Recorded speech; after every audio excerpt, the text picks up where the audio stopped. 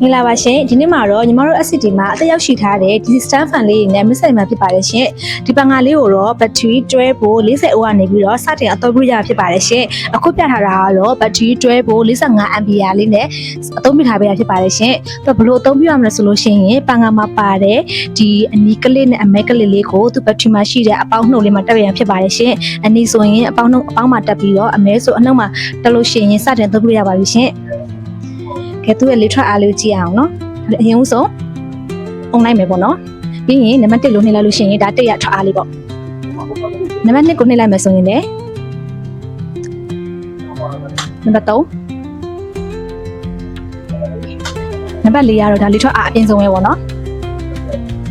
အခုလိုမျိုးဒီ system fan လေးလို့ချင်းတော့ညီမတို့ရဲ့ SCD ဖုန်းနံပါတ်ဖြစ်တဲ့39995939နဲ့39444486တော့မှာစက်တယ်မှာရနိုင်ပါတယ်ရှင်အားလုံးကျေးဇူးတင်ပါတယ်ရှင်